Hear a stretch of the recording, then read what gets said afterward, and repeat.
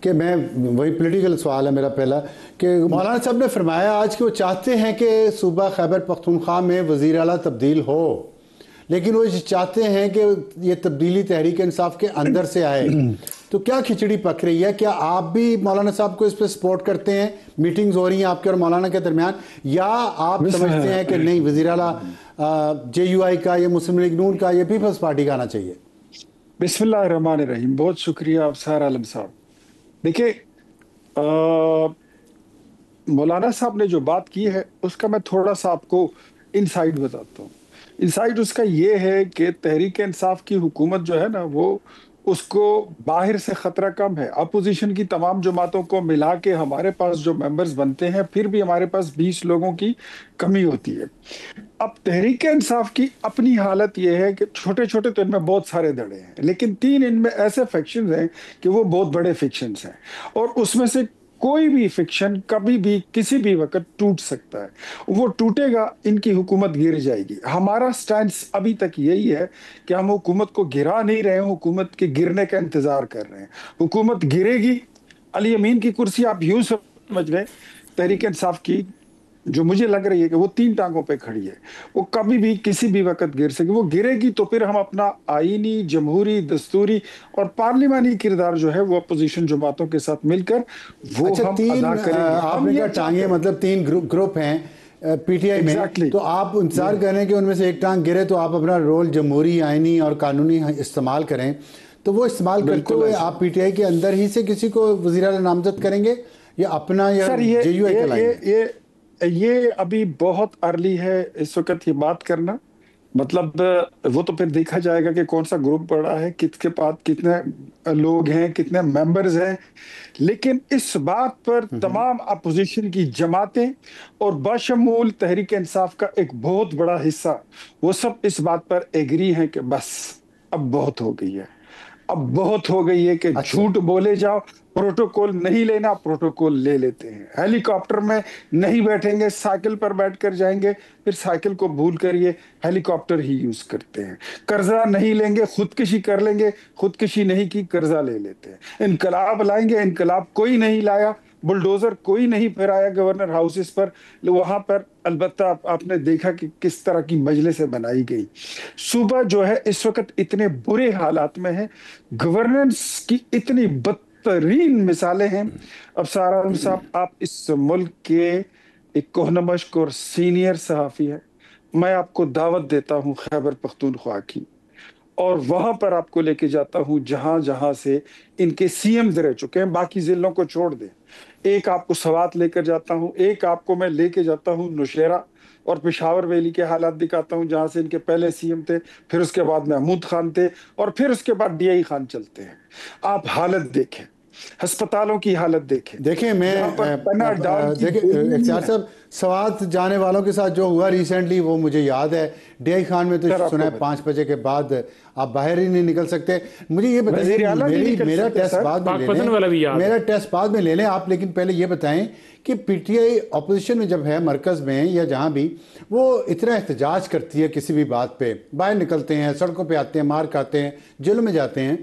تو خیبر پختونخوا میں اگر واقعی حالات اتنے خراب ہیں جتنے آپ بتا رہے ہیں، تو آپ لوگ پھر بیٹھے ہوئے رہتے ہیں اپنے ٹھنڈے کمروں میں. آپ اپوزیشن باہر کیوں نہیں نکلتی؟ وہاں اپوزیشن کم تو نہیں؟ اب تو آپ کہہ رہے ہیں حکومت گرا سکتے ہیں، تو اس کا مطلب ہے کہ قریب تو ہے 50% تو ہوں گے، 40% ہوں گے. آپ باہر کیوں نہیں نکلتے؟ احتجاج کیوں نہیں کرتے؟ بند کیوں نہیں کرتے سڑکیں پشاور کی؟ بتائیں نا ذرا. سر میں بتاتا ہوں آپ کو، میں مسلم لیگ نون کی اگر بات کر رہے ہیں تو ہم نے اس سے، میں پچھلے ہفتے گیا ہوں، میں نے مالکنڈ میں کنونشن کیا، اس سے پہلے ہم نے سوابی میں کیا، اس سے پہلے ہم نے نہیں کنونشن کی بات نہیں ہے، میں کہہ رہا ہوں دیکھیں 18 لوگ مارے گئے سوات میں. آپ نے کیا وہاں پہ اسمبلی کے سامنے دھرنا کیوں نہیں دیا؟ سڑکیں بند کیوں نہیں کی وہاں کی ڈی چوک کی؟ سر سن لیجئے، اس سے پہلے پی ٹی آئی نے، پاکستان پیپلز پارٹی نے احتجاج کیا اور وہ اسمبلی کے سامنے گئے. علی امین صاحب نے کہا کہ ان پہ ڈنڈے برسا دو، ان کے سر پھوڑ دیے، آنسو گیس، لاٹھی چارج، سب کچھ، پرچے کٹا دیے. کہتے جی یہ ریڈ زون ہے. اس سے پہلے یہاں کے اس صوبے کے خیبر پختونخوا کے منتخب ناظمین نے احتجاج کیا تو ان کے بھی سر پھوڑ کے ان کو واپس گھر بھیج دیا، خون آلود کر کے. یہ تو اتنے فاشسٹ لوگ ہیں، یہ تو دوسرے لوگوں کو باہر نکلنے نہیں دیتے. یہ جو وہاں پہ باتیں کرتے ہیں نا اسلام آباد میں بیٹھ کر اور مرکزی میڈیا پر بیٹھ کر، جب خود کو یہ پورٹری کرتے ہیں کہ یار ہم تو بہت بڑے جمہوریت کے چیمپئن ہیں، ان کی حکومت میں تو یہاں پر کوئی سانس نہیں لے سکتا.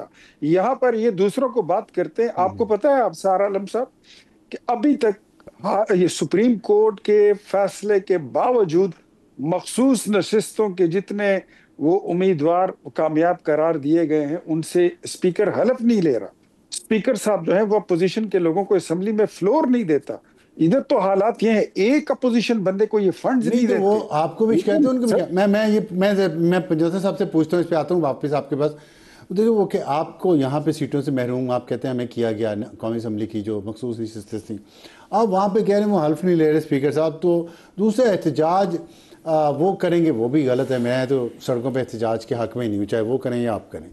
تو کیا پھر آپ اس کو کیا کہیں گے؟ آپ کے یہ اس طرح سیاستدان حکومتیں چلائیں گے جو حالات ہیں کے پی میں بھی خاص طور پہ حالات تو خراب ہیں نا. دیکھیں بات یہ کہ کے پی کے اندر اگر وہاں حالات خراب ہوتے، یعنی کرپشن کے حوالے سے، بددیانتی کے حوالے سے، وہاں باقی جو عوام کے فلاح کے معاملات ہیں، لنگر خانے نہ ہوتے، وہاں پہ پناہ گاہیں نہ ہوتی، وہاں پر صحت کارڈ نہ ہوتا، ہیلتھ کی فیسلٹیز نہ ہوتی، ایجوکیشن کے اندر نہ ہوتا، تو عوام ریجیکٹ کر دیتی کے پی کے اندر. پاکستان کے اندر ریجیکٹ کر دیتی 8 فروری کو. کل الیکشن کرا دیں ریجیکٹ کر دے گی. تو یہ پراپوگنڈے کر کے تو آپ یہ نہیں کہہ سکتے کہ جناب آپ بڑا ملک کے خیر خواہ ہیں اور انہوں نے بیڑا غرق کر دیا. ملک کے اگر خیر خواہ ہوتے تو پہلے دن ہی آپ کہتے کہ ہمیں اقتدار میں نہ بٹھایا جائے کیونکہ عوام نے ہمیں مسترد کر دیا. ہم تو ووٹ کو عزت دو کا نعرہ مارتے تھے، اور اگر ہمیں ووٹ نہیں پڑا تو بسم اللہ آئیں جی ان کو حکومت دیں، اور اگر وہ پرفارم نہیں کریں گے تو عوام ریجیکٹ کر دے گی. ٹھیک. پہلا سیٹ اپ آپ نے دھاندلی کے ذریعے بٹھایا، پی کا لا آپ لے کر آئے، یوٹیوب چینلز آپ بند کریں، صحافیوں کو نوکریوں سے ہاتھ دھونا پڑا. سپریم کورٹ نے فیصلہ دیا، آپ کے فیصل وارڈا نے کہا کہ سپریم کورٹ کے فیصلے کے اوپر الیکشن کمیشن عمل درآمد نہیں کرے گا. پھر جب دوسری دفعہ فیصلہ ان کے حق میں آیا کہ وہ جن کو عوام نے ووٹ ہی نہیں دیا ان کو سیٹیں دی گئی، فوراً فیصلے کے اوپر بھی امپلیمنٹ ہو گیا.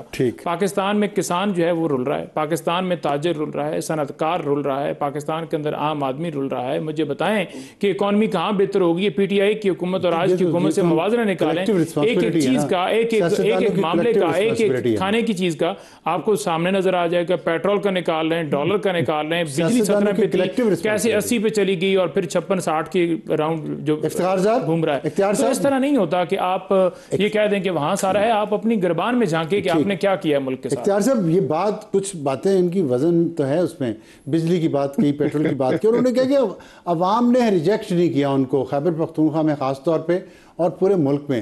یہ بات ان کی وزن تو ہے، عوام نے ریجیکٹ کیوں نہیں کیا؟ اگر عوام کے کام صرف آپ ہی نے کیے، انہوں نے نہیں کیا تو یہ برادر نعیم صاحب جو ہے نا، ان کی باتوں سے مجھے وہ کہاوت یاد آ گئی کہ وہ جو رات کو قتل کرتے ہیں اور صبح جنازے کی پہلے صف میں کھڑے ہو جاتے ہیں، کہتے ہیں اوئے ہوئے ہوئے بڑا ظلم ہو گیا ہے.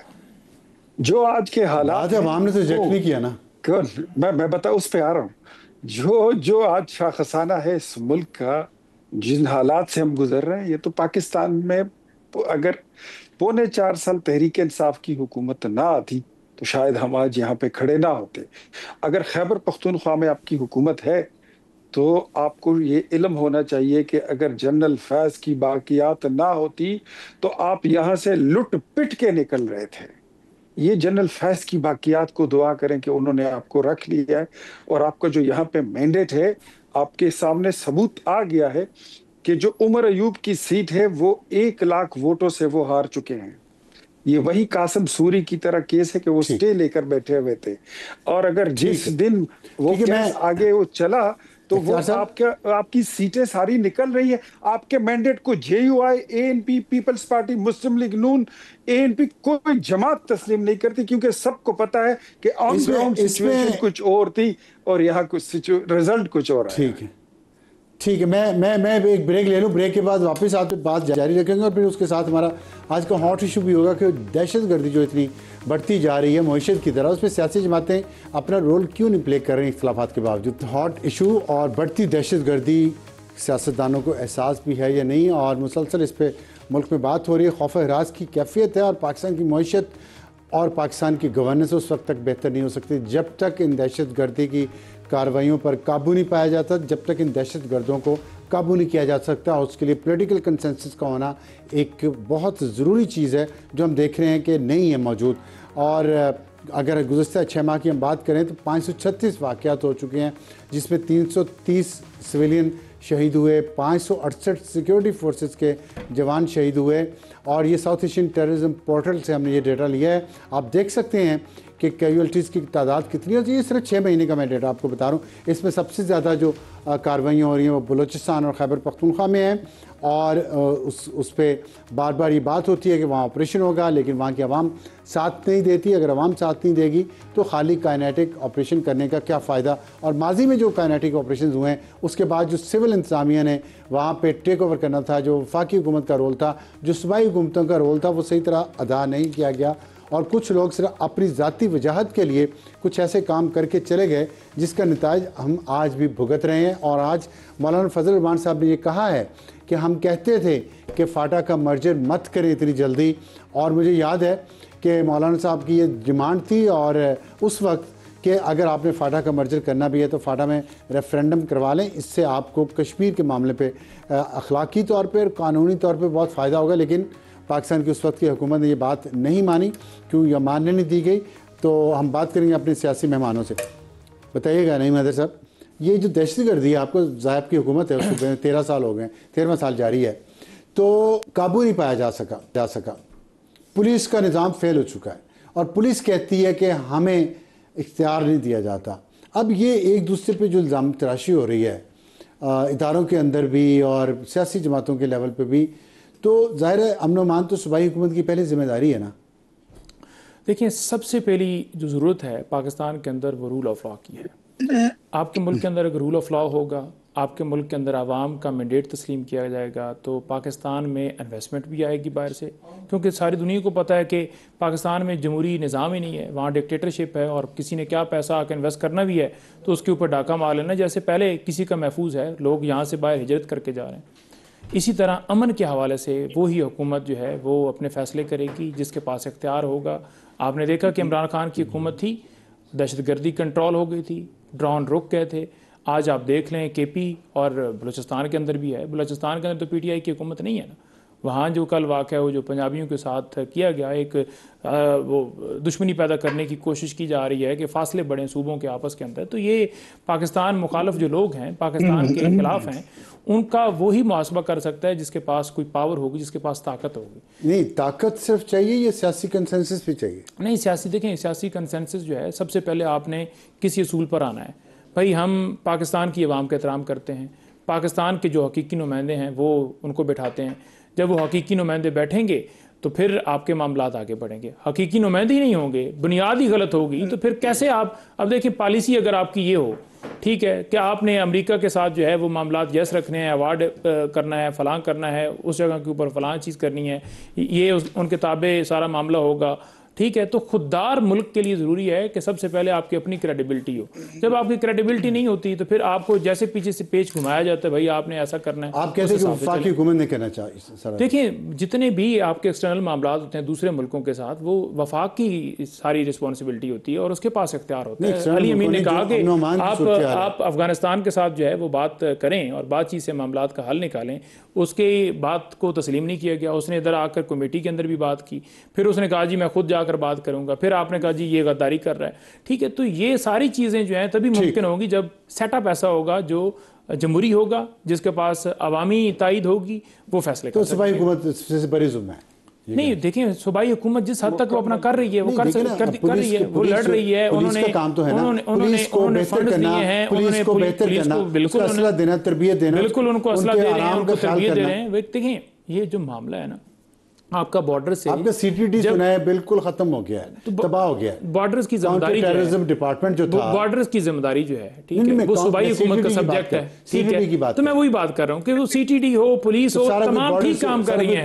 تو جو معاملات جہاں سے ہیں وہ آپ کو بھی پتہ ہے، وہ سب کو پتہ ہے. وہ بنیاد جب تک ٹھیک نہیں ہوگی تب تک آپ کے معاملات ٹھیک نہیں ہو سکتے. اختیار ولی صاحب